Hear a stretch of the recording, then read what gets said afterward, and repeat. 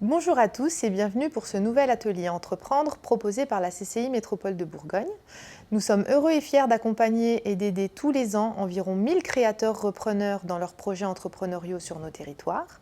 Dans ce cadre, nous proposons tous les mois nos ateliers Entreprendre pour que chaque entrepreneur, partout sur le territoire, puisse profiter gratuitement d'informations fiables pour construire son projet.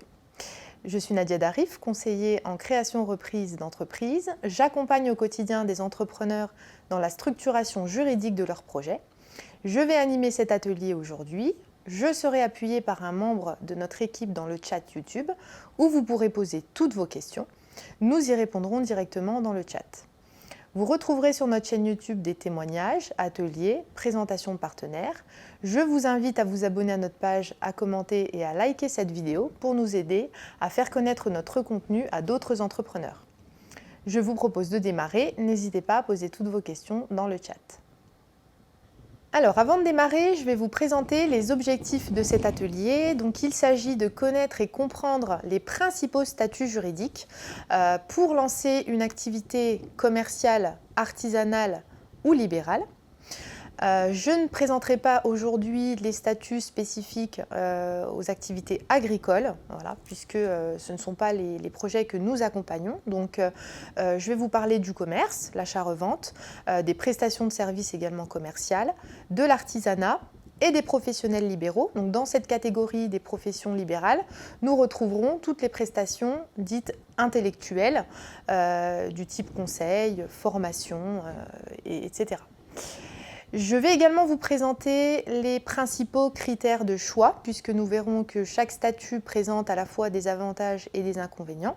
Donc nous allons nous servir de certains critères pour définir lequel sera le plus adapté à votre projet et à votre situation personnelle. Nous appréhenderons également les impacts fiscaux et sociaux du statut juridique, puisque chaque statut juridique vous fera entrer dans un régime fiscal, donc c'est ce qui concerne les impôts et taxes qui sont dus par l'entreprise et éventuellement par le dirigeant. Également le volet social qui correspond aux différentes cotisations sociales dont devra s'acquitter le dirigeant pour pouvoir bénéficier d'une protection sociale. Il s'agit vraiment de vous présenter le panorama de ces principaux statuts pour vous aider à comprendre en quoi consiste le statut et comment il va fonctionner. Bien entendu, vous ne ferez pas ce choix seul. Nous vous conseillons de vous rapprocher de professionnels de la création reprise d'entreprise, les chambres consulaires, mais aussi les avocats et les experts comptables. Le choix du statut intervient dans le cadre des étapes de la création d'une entreprise en fin de parcours. Donc c'est une question qui va avoir son importance en amont des formalités de création d'entreprise, puisque le statut juridique vous permet de donner un cadre légal à l'activité que vous allez exercer à titre indépendant. Donc ne vous précipitez pas sur cette question dès le début de votre projet. Il faut déjà étudier la viabilité de votre future entreprise et c'est à ce moment-là qu'il faudra définir un statut pour se lancer. Donc pensez à valider un business model cohérent, à réaliser une étude de marché qui vous permettra de vérifier le potentiel de votre activité, à en étudier la faisabilité financière, donc savoir est-ce que vous allez pouvoir financer votre projet et est-ce que l'activité sera rentable et vous permettra notamment de vous rémunérer, avant de vous préoccuper de cette question du choix du statut. Je vais commencer avec la présentation des principaux critères de choix. Donc, j'ai utilisé l'image de la balance puisque on va peser le pour, le contre de différents critères pour arriver au statut donc, qui sera adapté. Alors, j'ai précisé certains critères qui sont principaux, donc des critères classiques que l'on va forcément utiliser en pratique.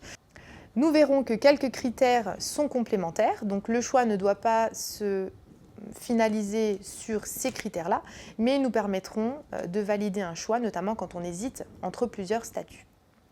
Alors, les critères principaux, ce sont d'abord la nature et le type de l'activité. Nous allons définir la nature de l'activité ou des activités que vous allez exercer pour déjà vérifier s'il n'existe pas une réglementation spécifique qui imposerait un statut juridique ou une certaine organisation au sein de votre futur statut. Un exemple, la réglementation peut imposer dans certains cas un statut en particulier. C'est le cas, par exemple, des débits de tabac pour lesquels la loi impose aux porteurs de projet de choisir entre l'entreprise individuelle s'il est seul ou la création d'une SNC, société en nom collectif, si le projet concerne des associés. Donc là, les porteurs de projet n'ont pas le choix, c'est la loi qui impose le choix du statut du fait de la nature de l'activité. Dans certains cas, la loi va écarter certains statuts ou certains régimes fiscaux. Un exemple, pour les activités immobilières comme la création d'une agence immobilière ou l'exercice d'une activité en tant que marchand de biens, il n'est pas possible de créer une micro-entreprise. Donc là, c'est le régime fiscal de la micro-entreprise qui est exclu, notamment pour des questions liées à la TVA. Donc, bien se renseigner en amont sur l'obligation ou non de passer par tel ou tel statut pour la création de votre entreprise. Dans certains cas, la réglementation peut imposer des qualifications professionnelles pour lesquelles il faudra que le dirigeant soit la personne habilitée à exercer l'activité. Si je reste sur l'immobilier, si vous souhaitez créer une agence immobilière et que vous souhaitez, par exemple, vous associer, eh bien, la qualification professionnelle, donc le diplôme ou l'expérience professionnelle requise pour ouvrir une agence immobilière, devra être justifiée au niveau du dirigeant. Donc il faudra absolument que la personne qui bénéficie de cette qualification soit nommée dirigeant de la structure. Vous pouvez vous rapprocher des chambres consulaires pour obtenir des précisions sur l'existence éventuelle d'une réglementation liée à votre activité. Concernant le type d'activité, il s'agit de savoir si ce projet sera pour vous une activité principale ou une activité complémentaire ou saisonnière. Par activité principale, on entend le fait que vous vivrez de cette activité. Donc l'objectif est de pouvoir ensuite vous rémunérer à titre principal dans cette entreprise. Lorsque l'on parle d'activité complémentaire, il s'agit par exemple d'une entreprise qui sera créée en parallèle par un étudiant, un salarié ou encore un retraité. Donc il n'y aura pas forcément d'exigence en matière de rémunération. Et dans ce cas-là, eh bien, le choix du statut sera différent du cas de l'activité principale. Attention, si vous êtes salarié ou fonctionnaire, veillez à vous renseigner sur votre liberté de créer ou reprendre une entreprise en parallèle de votre contrat. Le deuxième critère important est celui de la taille du projet au sens de la taille humaine. La question est de savoir, est-ce que vous allez créer l'entreprise en étant seul ou est-ce que vous envisagez d'avoir des associés ou éventuellement d'embaucher des salariés, ce qui permettra de calibrer le statut au mieux. Si vous êtes seul, un panel important de structures juridiques est possible, alors que si vous envisagez de vous associer, seules les structures de société, on le verra, seront adaptées. En matière de responsabilité et de protection personnelle du dirigeant et des associés, là aussi, tous les statuts ne présentent pas les mêmes intérêts. Si ces questions sont importantes pour vous et qu'en lien avec la nature de votre activité, il faut limiter les risques, certaines structures seront plus adaptées que d'autres. Le niveau des investissements et des charges est le dernier critère important, puisque nous écarterons par exemple la micro-entreprise dans un projet où il y aura des investissements lourds et beaucoup de charges de fonctionnement, alors qu'au contraire, une entreprise individuelle classique ou la création d'une société sera préconisée. Au niveau des critères complémentaires, on va retrouver la nature de vos futurs clients partenaires. Donc, dans chaque entreprise, on peut travailler à la fois pour des clients particuliers, professionnels, voire pour des collectivités. Mais dans certains cas, certains statuts seront peut-être plus préconisés, notamment des statuts de société, lorsque l'entreprise aura besoin d'une certaine crédibilité vis-à-vis d'une clientèle de type professionnel ou de partenaires importants. Le développement de l'activité est également un critère à prendre en compte puisqu'il s'agit de savoir quelle est votre vision à court, moyen ou long terme au niveau de votre activité. Est-ce que vous envisagez par exemple un changement de locaux ? Est-ce que vous envisagez de faire entrer un associé ou de faire appel à des investisseurs par la suite ? Est-ce que vous pensez à développer votre concept en franchise. Donc tout cela aura une importance également dans le choix du statut en amont lors de la création de l'entreprise. Le mode de fonctionnement et de gestion est enfin le dernier critère secondaire à prendre en compte.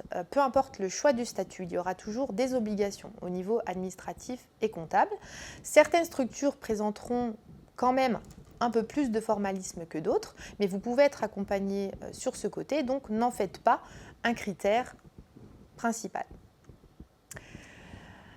En droit français, pour choisir un statut juridique, nous avons deux possibilités. Donc l'entreprise peut être créée via la personne physique, c'est ce qu'on appelle l'entreprise individuelle, et l'entreprise peut être créée sous forme d'une personne morale, c'est ce qu'on appelle la société. Dans le cadre de l'entreprise individuelle, qu'on appelle également l'entreprise en nom propre, l'entreprise a la même personnalité juridique que le chef d'entreprise lui-même. Donc l'entrepreneur et l'entreprise forment une seule et même entité juridique. C'est pourquoi l'entrepreneur individuel est seul dans l'entreprise, il n'y a pas de notion d'associé. En société, les porteurs de projet vont créer une entité spécifique, une personne morale, qui aura ses propres droits et ses propres obligations au niveau juridique. Elle sera cette fois-ci représentée par le chef d'entreprise et elle peut être créée à la fois par une seule personne ou par plusieurs, et elle peut également évoluer en cours de route. Donc une société créée par une seule personne peut accueillir des associés, et une société ayant été créée par plusieurs personnes peut finalement aboutir, avec le départ de certains associés, à une société unipersonnelle. Nous allons démarrer par la présentation de l'entreprise individuelle. Donc l'entreprise individuelle est le statut le plus simple à mettre en place. C'est pourquoi il attire de nombreux porteurs de projets. Les formalités de création et de fonctionnement de ce type d'entreprise sont peu nombreuses. Il n'y a pas de notion de statut, pas de notion d'annonce légale, pas de notion non plus de capital social, ce qui facilite énormément les démarches. En termes de fonctionnement au quotidien de l'entreprise, les obligations comptables sont simplifiées par rapport à celles d'une société. Il n'y a pas de notion d'approbation des comptes ni de dépôt des comptes au greffe du tribunal de commerce, comme on l'impose aux sociétés, on le verra par la suite. Donc une formule vraiment la plus simple possible pour un porteur de projet qui envisage d'exercer seul. Le chef d'entreprise dispose d'une liberté d'action au quotidien pour la gestion de l'entreprise. Il peut prendre ses décisions rapidement et n'a pas à formaliser ses décisions, contrairement là aussi au cas de la société. Donc attention, pas d'associé en entreprise individuelle. Par contre, l'entrepreneur peut embaucher des salariés. Et s'il souhaite travailler avec son conjoint sans opter pour le statut de salarié, il peut proposer le statut de conjoint collaborateur. Donc, le statut de conjoint collaborateur est désormais ouvert à la fois aux époux mariés, aux partenaires pacsés, mais également aux concubins. Il permet au chef d'entreprise de faire travailler régulièrement dans l'entreprise le conjoint sans avoir à le rémunérer. Attention, ce statut n'est possible que si le conjoint collaborateur n'a pas d'activité indépendante par ailleurs et n'est pas salarié pour plus d'un mi-temps. L'intérêt de ce statut est de permettre l'entraide dans le couple, d'être déclaré légalement auprès des différents organismes pour le conjoint. Il permet également au conjoint collaborateur de cotiser pour la retraite et pour la formation professionnelle notamment. Au niveau de la responsabilité, une réforme du 14 février 2022 a créé un nouveau statut de l'entrepreneur individuel qui entrera en vigueur à compter du 15 mai 2022. Cette réforme a eu pour conséquence de supprimer l'EIRL. Ce statut unique d'entrepreneur individuel a la particularité de permettre la séparation entre le patrimoine personnel et le patrimoine professionnel de l'entrepreneur de droit, c'est-à-dire sans avoir à réaliser de formalités particulières.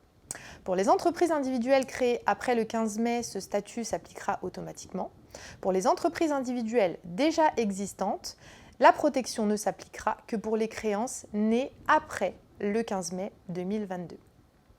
La loi en faveur de l'activité indépendante du 14 février 2022 prévoit également une simplification du passage en société. Auparavant, il fallait liquider une entreprise individuelle pour passer ensuite en société. Nous attendons des décrets d'application pour en savoir plus sur ce passage en société.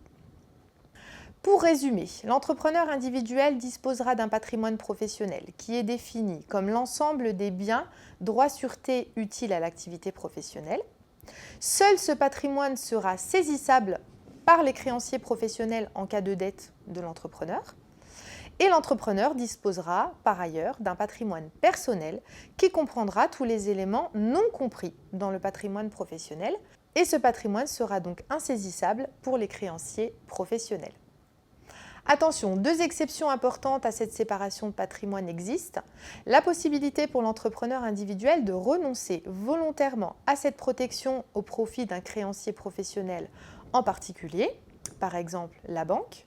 Autrement dit, il engagera son patrimoine professionnel et son patrimoine personnel vis-à-vis de ce créancier, alors que pour les autres, la séparation demeurera. Également, en cas de manœuvre frauduleuse ou d'inobservation grave et répétée de ses obligations sociales et fiscales, l'entrepreneur pourra être engagé à titre personnel pour obtenir le recouvrement des cotisations sociales et des impôts et taxes qu'il n'aurait pas payés. Donc l'administration fiscale et l'URSSAF retrouvant la possibilité de se retourner contre son patrimoine personnel. C'est donc une grande avancée que ce nouveau statut d'entreprise individuelle qui vous permettra de protéger un peu mieux votre patrimoine personnel. L'entrepreneur individuel va bénéficier d'un régime fiscal et social. Au niveau fiscal, l'entrepreneur sera soumis à l'impôt sur le revenu dans de nouvelles catégories d'activités qu'on appelle les BIC, bénéfices industriels et commerciaux, et les BNC, bénéfices non commerciaux. Les BIC concernent les activités commerciales et artisanales, alors que les BNC correspondent plutôt aux activités libérales et assimilées. Pour cette imposition sur le revenu, l'entrepreneur devra choisir entre le régime de la micro-entreprise et le régime réel. Donc, la micro-entreprise est un régime fiscal et non un statut juridique. Donc, les micro-entrepreneurs ont un statut d'entrepreneur individuel et bénéficient d'un régime fiscal, social, qui est celui de la micro-entreprise. Nous verrons par la suite la différence entre la micro-entreprise et le régime réel. Au niveau social, l'entrepreneur est affilié au régime indépendant, géré par le régime général de la sécurité sociale. À ce titre, il va bénéficier d'une protection sociale spécifique aux indépendants. Donc, il cotisera pour la maladie, la maternité, les allocations familiales, l'invalidité décès et cotisera pour la retraite de base et la retraite complémentaire. Il bénéficiera également de droits pour la formation professionnelle. Contrairement à un salarié, l'entrepreneur ne cotisera pas au risque chômage, donc il n'ouvrira pas de nouveaux droits dans le cadre de son activité. Nous allons voir dans le détail chacun de ces régimes, donc d'un côté la micro-entreprise et de l'autre le régime réel. Concernant la micro-entreprise, retenez qu'il s'agit d'un régime fiscal simplifié qui s'applique à l'entreprise individuelle dans la limite d'un certain plafond de chiffre d'affaires annuel. Autrement dit, vous pouvez opter pour ce régime fiscal si vos prévisions de chiffre d'affaires annuel ne dépassent pas ces plafonds. 188 700 € pour les activités d'achat, revente, de restauration et d'hébergement. Donc l'hébergement comprend les hôtels, chambres d'hôtes, gîtes ruraux et meublés de tourisme classés. Ou alors 77 700 € pour les autres activités de service, donc les prestations de services commerciales, artisanales, également pour les professionnels libéraux qui relèvent des BNC. Le chiffre d'affaires correspond bien aux recettes que vous allez encaisser dans le cadre de vos activités, à ne pas confondre avec le bénéfice qui est obtenu par différence entre le chiffre d'affaires et les différents frais et charges que vous avez à payer dans le cadre de votre activité. Je vous ai dit que la micro-entreprise était un régime simplifié puisque le bénéfice qui va être imposé dans le cadre de l'IR, l'impôt sur le revenu, va être calculé de façon forfaitaire et non réelle. Autrement dit, on ne va pas vous demander de calculer par différence entre votre chiffre d'affaires et vos charges le bénéfice que vous avez réellement dégagé dans le cadre de votre activité. Donc, vous n'allez pas pouvoir déduire vos achats, frais, charges réels. C'est l'administration fiscale qui va se charger de calculer votre bénéfice. L'entrepreneur, chaque année, déclare son bénéfice de l'année précédente avec l'ensemble des revenus de son foyer fiscal dans la catégorie des BIC ou des BNC. Donc, comme il s'agit de l'impôt sur le revenu, il s'agit de la déclaration que vous avez l'habitude de remplir chaque année par rapport à vos revenus de l'année précédente. Donc, on va venir ajouter vos revenus indépendants dans les catégories BIC ou BNC. Si vous exercez à la fois une activité d'achat-revente et une activité libérale, eh bien vous ventilerez une partie de votre activité, donc l'achat-revente en BIC, et la partie libérale en BNC. C'est ensuite, après avoir fait votre déclaration, que l'administration fiscale appliquera sur votre chiffre d'affaires un abattement qui lui permettra de calculer votre bénéfice forfaitaire. Cet abattement dépend de la nature de votre activité. Il est de 71% pour les activités d'achat-revente, hébergement, restauration, 50% pour les activités de services commerciales et artisanales et 34% pour les activités libérales et assimilées. C'est donc le chiffre d'affaires après cet abattement qui est considéré comme votre revenu imposable au titre de l'activité. Si un commerçant déclare 10 000 € de chiffre d'affaires, l'administration fiscale va lui retirer un abattement de 71%. Il sera donc imposé à hauteur de 2 900 € de bénéfice forfaitaire au lieu des 10 000 € de chiffre d'affaires qu'il aura déclaré. C'est ce qu'on appelle le régime classique de la micro-entreprise. L'entrepreneur peut décider d'opter à la place pour un versement libératoire fiscal qui lui permettra, plutôt que d'attendre l'année suivante pour déclarer son chiffre d'affaires, de réaliser chaque mois ou chaque trimestre une déclaration du chiffre d'affaires avec paiement à ce moment-là d'un pourcentage du chiffre d'affaires au titre de l'impôt sur le revenu. C'est pourquoi on parle de versement libératoire. L'entrepreneur va chaque mois ou chaque trimestre payer l'impôt sur le revenu lié à son activité sur la base du chiffre d'affaires qu'il aura déclaré pour cette période. Le taux d'impôt sur le revenu dans le cadre de ce versement libératoire est d'1% du chiffre d'affaires pour les activités d'achat-revente, hébergement, restauration, 1,7% pour les activités de service et 2,2% pour les activités libérales. Dans ce cas, attention, les revenus provenant de cette activité devront quand même être déclarés l'année suivante car ils seront pris en compte pour établir votre revenu fiscal de référence et le taux d'imposition de votre foyer fiscal, puisque l'année suivante, les autres revenus de votre foyer seront également imposés. Une condition doit être remplie pour pouvoir bénéficier de ce versement libératoire en remplacement du régime classique. Il faut consulter votre revenu fiscal de référence de l'année N-2 par rapport à votre année de déclaration. Il faut vérifier sur cet avis de référence le nombre de parts de quotient familial présentes dans votre foyer cette année-là et multiplier le nombre de parts par un plafond qui est pour cette année de 26 070 € pour une création. En 2023, il faut vérifier votre revenu fiscal de référence 2021 et multiplier 26 070 € par part de quotient familial sur cette année 2021. Le total auquel vous allez arriver est le plafond, c'est-à-dire que votre revenu fiscal de référence ne doit pas dépasser ce total. Je vous donne un exemple. Si vous êtes célibataire sans enfant en 2021, vous avez une part de quotient familial. Donc votre revenu fiscal de référence 2021 ne doit pas dépasser 26 070 fois 1, donc 26 070 €. Si vous êtes en couple sans enfant, vous avez deux parts. Donc votre revenu fiscal de référence 2021 ne doit pas dépasser 26 070 €, soit 52 140 €. Cette option peut être renouvelée ou dénoncée en fonction de l'évolution de votre situation fiscale. Au niveau de la TVA, l'entrepreneur en micro-entreprise va également bénéficier d'un régime simplifié puisqu'il est automatiquement en franchise en base de TVA et ce jusqu'à un certain seuil de chiffre d'affaires qui correspond à 91 900 € pour les entreprises réalisant des activités de commerce, hébergement, restauration, ou 36 800 pour les activités de services et les professions libérales. L'entrepreneur en franchise de TVA ne facture pas de TVA à ses clients et ne la récupère pas. Donc, il va bénéficier d'un régime simplifié, donc il n'aura pas à faire de déclaration de TVA. Sachez qu'il est possible en micro-entreprise d'opter pour être assujetti à la TVA.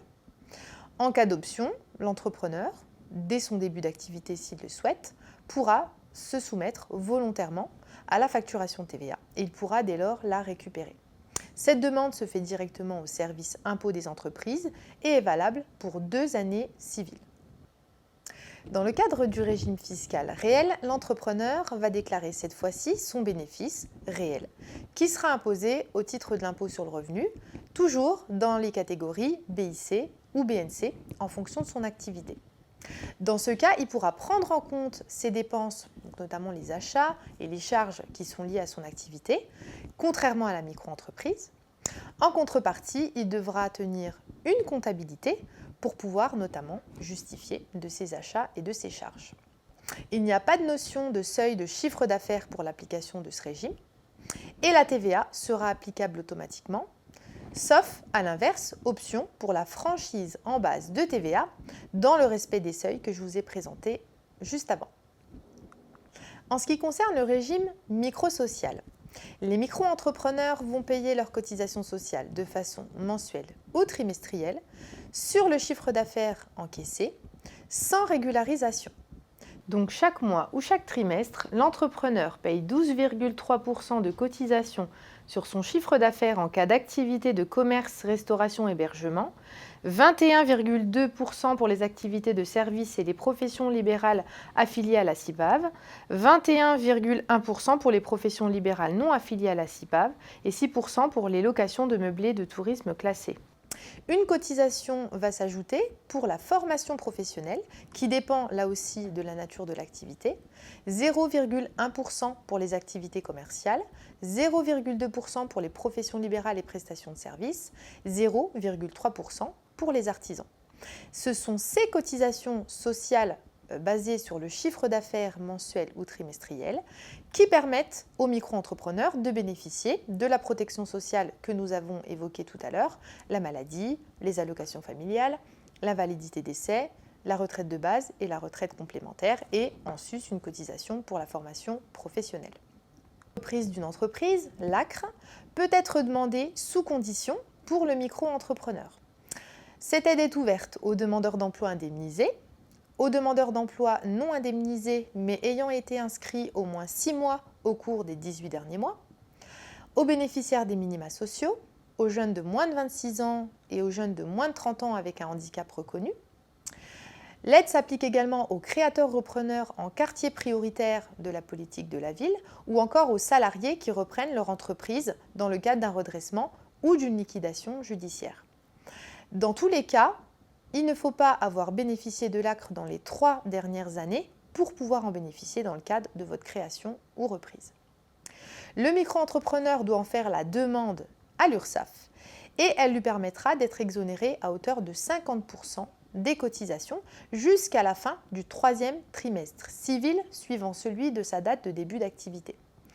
Pour un commerçant, le taux passera de 12,3 à 6,2%. Pour un prestataire de service ou un professionnel libéral, il passera à 10,6 et 12,1% au lieu de 21,2 et 21,1%. Et pour les meublés de tourisme classés, on passera de 6 à 3% de cotisation sur le chiffre d'affaires. Un exemple, si je débute mon activité au 1er juillet 2023, je serai exonéré le trimestre en cours, donc juillet, août, septembre, puis les 3 trimestres suivants, donc octobre, novembre, décembre, janvier, février, mars, avril, mai, juin. Je serai donc exonéré à hauteur de 50% jusqu'au 30 juin 2024, soit pendant 1 an. Si je débute mon activité au 1er septembre 2023, je serai exonéré le trimestre en cours, septembre, puis les 3 trimestres suivants, jusqu'au 30 juin 2024, soit 10 mois. On vous conseillera donc, dans la mesure où vous le pouvez, de démarrer votre activité en début de trimestre afin de bénéficier au maximum de l'ACRE. Pour l'entrepreneur individuel au régime réel, le régime social est dit classique. Autrement dit, il paiera ses cotisations sociales, cette fois-ci sur le bénéfice de l'entreprise, à un taux d'environ 46%. Comme le bénéfice n'est pas connu en cours d'année, l'entrepreneur verse en année N des forfaits provisionnels de cotisation et les cotisations sont régularisées en année N+1 une fois le bénéfice réel déclaré à l'administration. S'il peut estimer son revenu de l'année, l'entrepreneur peut demander la modulation, c'est-à-dire le recalcul de ses cotisations à l'URSSAF pour éviter une trop lourde régularisation en année suivante. Vous pouvez noter qu'en l'absence de bénéfice, un montant minimum de cotisation sera dû chaque année puisque l'entrepreneur individuel sera tout de même couvert par le régime indépendant. La nouveauté avec l'entrée en vigueur du nouveau statut de l'entrepreneur individuel est que celui-ci pourra, s'il le souhaite, opter pour l'impôt sur les sociétés. Jusqu'alors, l'entrepreneur individuel était uniquement soumis à l'impôt sur le revenu. S'il opte pour l'IS, il sera assimilé au niveau fiscal au gérant associé unique de SARL unipersonnel. Je vous présenterai tout à l'heure comment se passe l'imposition dans ce cas. Donc pour résumer, l'entreprise individuelle est plutôt adaptée aux projets de petite taille, donc avec une seule personne, présentant des moyens limités par rapport à la création sous forme de société, et adaptée uniquement aux projets dans lesquels vous n'envisagez pas d'avoir d'associés. Je vais maintenant évoquer avec vous les sociétés commerciales, donc la création d'une entreprise sous forme de personne morale. Je vais vous présenter les deux structures que l'on rencontre le plus en pratique, à savoir la SARL, Société à responsabilité limitée, et la SAS, Société par action simplifiée. Il existe d'autres formes de sociétés commerciales que je ne vais pas vous présenter, comme la SA, Société anonyme qui correspond aux projets de plus grande envergure, ou encore la SNC, Société en nom collectif, qui peut être créée pour tout type de projet, mais qui nécessite à la fois d'avoir au minimum un associé, et qui ne permet pas de vous protéger à titre personnel puisque les associés de SNC sont engagés personnellement de façon illimitée sur leur patrimoine personnel en cas de dette de l'entreprise. Je n'évoquerai pas non plus les sociétés civiles dont l'objet n'est pas d'exercer une activité indépendante de type commercial, artisanal ou libéral. C'est le cas par exemple de la SCI, Société civile immobilière, qui permet de gérer un patrimoine immobilier lié à votre projet de création ou de reprise d'entreprise, mais dans laquelle on ne peut pas déclarer l'activité exploitée dans le cadre de l'entreprise. La SARL peut être créée par un ou plusieurs associés. On parlera de SARLU, SARL unipersonnel en cas d'associé unique, ou de SARL pluripersonnel dans le cas où il y aura au minimum 2 associés, sachant qu'on peut aller jusqu'à 100 associés maximum dans une SARL.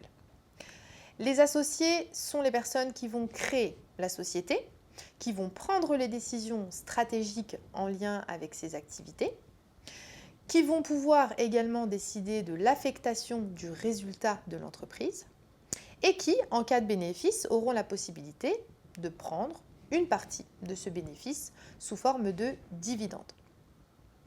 Les associés vont faire un apport dans le capital social de la société et en échange, ils recevront des parts sociales qui leur permettront d'avoir des droits et des obligations au sein de la société.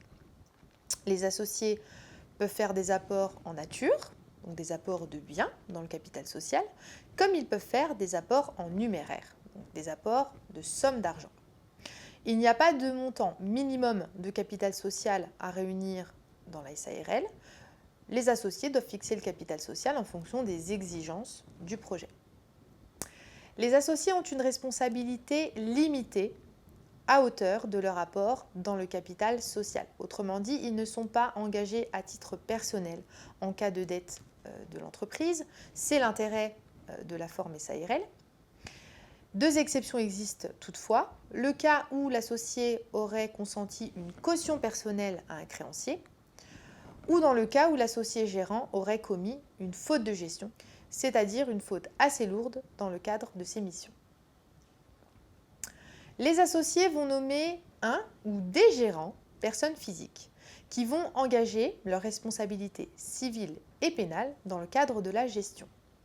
Les gérants vont donc appliquer les décisions stratégiques prises par les associés. Ils seront nommés par les associés et ils peuvent être révoqués également par les associés. Et les gérants ont droit à une rémunération qui sera également décidée par les associés. La SARL a la particularité d'apporter un cadre type de fonctionnement qui est déjà prévu dans le Code de commerce. Autrement dit, les statuts, donc le contrat qui donne naissance à la société, prévoient à l'avance la plupart des règles de fonctionnement de la société, notamment les rapports entre associés et la prise de décision, les modalités de nomination, rémunération, révocation des dirigeants. C'est pour ça qu'on parle de statut protecteur. On aura en contrepartie un formalisme important puisqu'il va falloir rédiger les statuts lors de la création de l'entreprise, réaliser une publicité légale, donc pour informer les tiers de la création de la société.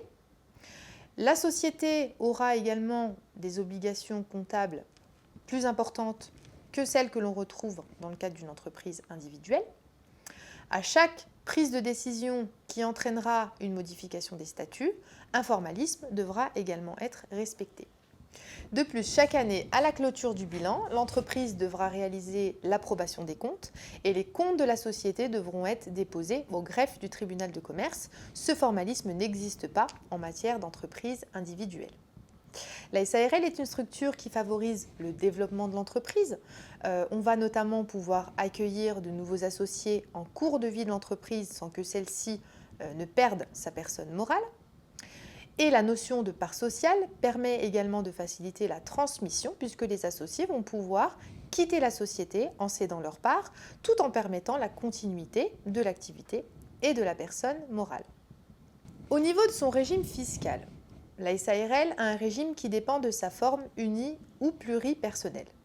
La SARL unipersonnelle n'est pas soumise à l'impôt sur les sociétés de plein droit. C'est le régime de la transparence fiscale qui s'applique automatiquement. C'est ce qu'on a tendance à appeler en pratique la SARL à l'IR. La SARL unipersonnelle a la possibilité d'être soumise à l'IS via une option effectuée par l'associé unique. A l'inverse, dans le cas de la SARL pluripersonnelle, celle-ci est soumise de plein droit à l'IS. Il est possible d'opter pour l'IR uniquement dans les SARL de famille, c'est-à-dire les SARL créées entre conjoints, ascendants, descendants, collatéraux.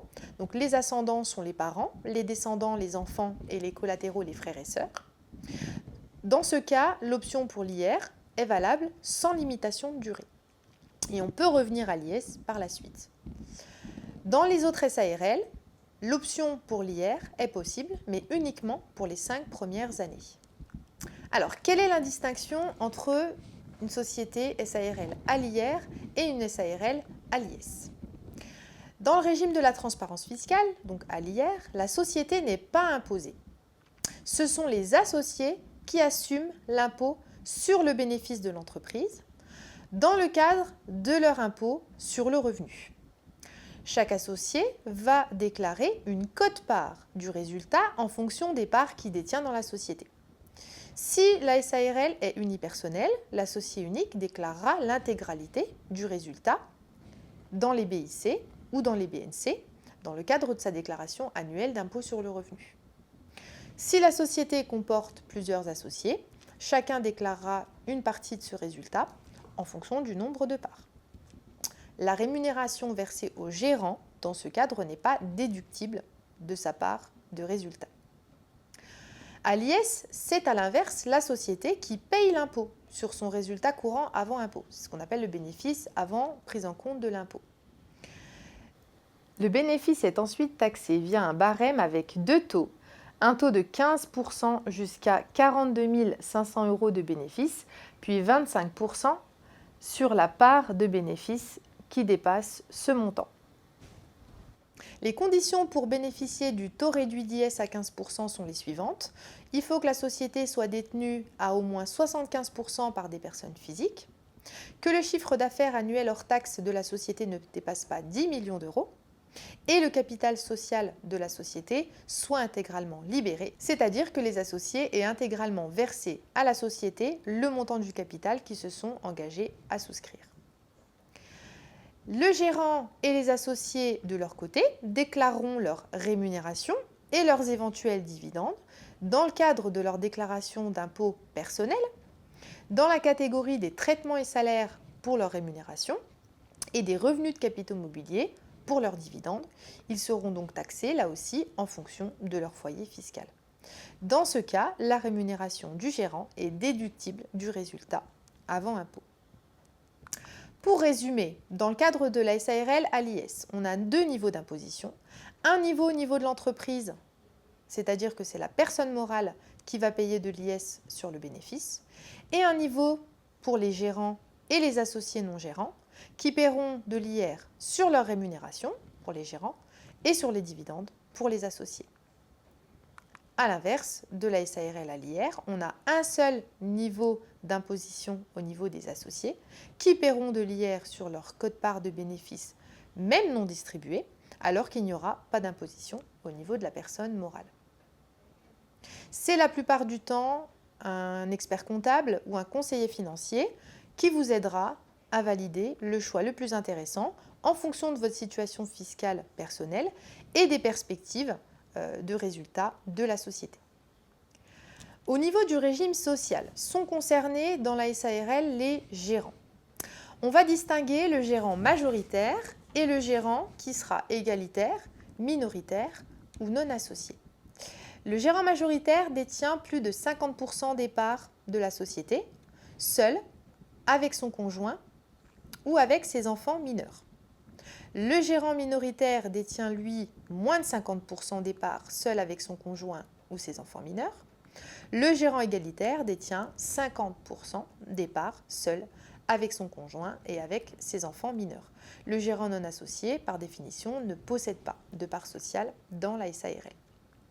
Il faut noter qu'en cas de cogérance, on va additionner les parts des cogérants pour déterminer la nature de la gérance. Et ils seront tous affiliés au même régime. Quelques exemples. Donc A est le gérant et détient 60% des parts de la SARL. B n'est pas gérant, mais détient 40% des parts de la société. Donc il est uniquement associé. Dans ce cas-là, A est gérant majoritaire. A détient 60% des parts et n'est pas gérant. B est le gérant et détient 40% des parts. B est donc gérant minoritaire. A détient 60% des parts, B en détient 40% et ils sont cogérants. Dans ce cas, ils sont cogérants majoritaires car ils détiennent ensemble 100% du capital, donc plus de 50%. Dernier cas, A est le gérant et détient 50% des parts. Son conjoint, B, détient 50% des parts et n'est pas gérant. Dans ce cas-là, A est gérant majoritaire car il détient avec son conjoint 100% des parts. Une fois que l'on a déterminé au sein de votre SARL la nature de la gérance, on va voir un régime qui va dépendre pour le gérant majoritaire du régime indépendant, pour le gérant minoritaire égalitaire non associé du régime assimilé salarié. Pour le gérant majoritaire, dans le cadre du régime indépendant qu'on appelle également le régime TNS, régime des travailleurs non salariés, les cotisations sociales sont calculées sur la base de la part de bénéfice du gérant dans les sociétés non soumises à l'IS ou de la rémunération du gérant dans les sociétés soumises à l'IS. Leur taux est identique dans les deux cas, il est d'environ 46%, donc c'est le même taux que l'entrepreneur individuel qui est lui aussi rattaché au régime indépendant. Et ici également, une base minimale de cotisation s'appliquera même en l'absence de revenus puisque le dirigeant est affilié et qu'il est couvert. Dans le cas de la gérance minoritaire égalitaire non associée, on fait une distinction entre le gérant rémunéré et le gérant non rémunéré. Si le gérant est rémunéré, il est rattaché au régime assimilé salarié. Les cotisations sociales sont calculées sur sa rémunération et leur taux varie en moyenne autour de 80% de la rémunération nette. En l'absence de rémunération, il n'y a pas d'affiliation. Donc le gérant n'est pas rattaché au régime assimilé salarié, il ne bénéficie pas d'une protection sociale au niveau de la société. Dans les deux cas, l'ACRE permet de bénéficier d'une exonération de certaines cotisations sociales la première année et elle est cette fois-ci attribuée de façon automatique par l'URSSAF, sans conditions liées à votre situation personnelle, mais toujours à la condition de ne pas avoir bénéficié de l'ACRE au cours des 3 dernières années. Les deux régimes, donc TNS et assimilés salariés, sont gérés par le régime général de la sécurité sociale, mais ils sont différents en termes de couverture sociale. Le régime assimilé salarié, comme son nom l'indique, permet de bénéficier de la même couverture que les salariés, sauf la part chômage, et de cotiser à la retraite des cadres, ce qui explique le montant élevé des cotisations sociales. Le régime indépendant permet quant à lui de bénéficier d'une couverture sociale de base et de cotiser à la retraite comme un salarié, cette couverture pouvant être complétée si besoin, notamment sur la part retraite-prévoyance pour maintenir peut-être un niveau de retraite équivalent à ce que vous aviez auparavant. Également sur l'accident de travail et la maladie professionnelle, qui sont des risques qui ne sont pas, à l'heure actuelle, couverts par la base de cotisation du régime indépendant. La SARL est donc un statut adapté à la plupart des projets de création ou de reprise d'entreprise, peu importe la taille de l'entreprise, que vous soyez seul ou à plusieurs, et peu importe les investissements, puisqu'on l'a vu, au niveau fiscal et au niveau social, on va pouvoir vraiment fonctionner comme une entreprise classique, on va pouvoir déduire les charges de fonctionnement de l'entreprise et pouvoir vraiment optimiser au mieux le régime fiscal et social grâce au choix que l'on va avoir entre l'impôt sur le revenu et l'impôt sur les sociétés. La SAS, Société par action simplifiée, est l'autre forme de société qu'il est possible de monter pour un projet de création, reprise d'entreprise. Comme la SARL, la SAS peut être créée par un associé unique, on parlera de SASU, SAS unipersonnel, ou par plusieurs associés, qu'on qualifiera d'ailleurs d'actionnaires, sachant qu'il n'y a pas cette fois-ci de maximum prévu par la loi, donc il peut y avoir autant d'associés que possible dans une SAS, et on parlera plutôt de SAS pluripersonnel en présence de plusieurs associés. Les actionnaires ont également une responsabilité limitée à leur apport dans le capital, sauf caution personnelle et faute de gestion, et ils définissent eux-mêmes le montant du capital social de départ de la SAS. Ils vont nommer un dirigeant, donc le président, personne physique ou morale, qui engagera sa responsabilité civile et pénale. Ce président aura lui aussi droit à une rémunération pour l'exercice de ses fonctions, décidée là aussi par les associés. La particularité de la SAS par rapport à la SARL, c'est qu'elle permet d'avoir plus de souplesse pour créer le cadre de fonctionnement de la société. Autrement dit, les associés disposent d'une certaine liberté dans la rédaction des statuts pour fixer le fonctionnement de la société, les rapports entre les associés et également les rapports entre les associés et le ou les dirigeants. En effet, dans la SAS, on va avoir au minimum un président, mais les associés vont pouvoir nommer d'autres dirigeants. Des dirigeants uniques, c'est par exemple la possibilité de nommer un ou des directeurs généraux, ou encore la possibilité de nommer un organe collectif qu'on appellerait comité de direction. Et c'est dans les statuts que l'on donnera la précision sur le rôle, les pouvoirs, les prérogatives de cet organe de direction. Les statuts vont également pouvoir créer des droits et des obligations différents entre plusieurs catégories d'associés. La SAS offre donc un cadre plus large de fonctionnement que la SARL. Attention, en lien avec le formalisme de la création de la SAS, on va avoir besoin de se faire assister par un professionnel pour la rédaction des statuts, puisqu'il faudra beaucoup plus de précautions dans la rédaction des statuts. Pour le reste, le formalisme est assez proche que celui imposé à la SARL, notamment pour la comptabilité, l'approbation des comptes et le dépôt des comptes annuels au greffe du tribunal de commerce. La SAS favorise également le développement et la transmission de l'entreprise. On ne parlera plus de parts sociales, mais d'actions qui sont détenues par les actionnaires. On peut noter que la cession des actions est plus facilitée au niveau du droit français que celle des parts sociales, puisqu'on va avoir besoin de moins d'actes pour formaliser la cession. Et de plus, au niveau fiscal, elle est plus intéressante, notamment au regard des droits de mutation qui sont un peu plus faibles pour les actions que pour les parts sociales. Au niveau du régime fiscal, en SAS, on ne distingue pas selon la forme de la société. Qu'elle soit unipersonnelle ou pluripersonnelle, la société est assujettie à l'impôt sur les sociétés de plein droit. Une option pour la transparence fiscale est possible uniquement pendant les 5 premières années de l'activité. L'IS fonctionnera ici de la même manière qu'en SARL, avec le même barème à 15 et 25%. Et les dirigeants seront également imposés à titre personnel sur leur rémunération et les associés sur leurs dividendes dans le cadre de leur impôt sur le revenu.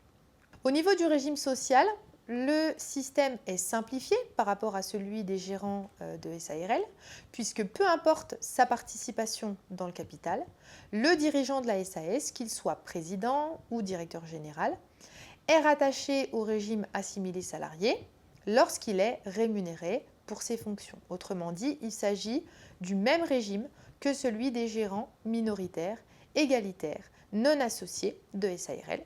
Donc c'est le même taux de cotisation sociale et le dirigeant de SAS non rémunéré pour ses fonctions ne sera pas affilié au régime assimilé salarié et n'aura donc pas à s'acquitter de cotisation sociale au niveau de la SAS. Il existe donc des spécificités au niveau du régime fiscal et surtout du régime social des dirigeants entre la SARL et la SAS. Donc ce sera un des premiers critères de distinction entre ces deux structures. Si la société comporte plusieurs associés, eh bien le cadre de fonctionnement, on l'a vu, est différent. Un cadre type en SARL, un cadre possiblement plus souple en SAS, ça pourra dans ce cas être un second critère de distinction entre les deux structures. La SAS est donc elle aussi un statut adapté aux projets de toute taille. Elle a la particularité d'être souvent préconisée en cas d'appel à des investisseurs puisqu'on va pouvoir adapter les statuts, notamment les rapports entre les associés fondateurs de la société, ceux qui participent à l'activité, et les investisseurs qui ne vont pas participer à l'activité mais vont avoir un rôle important dans le financement du développement de l'entreprise.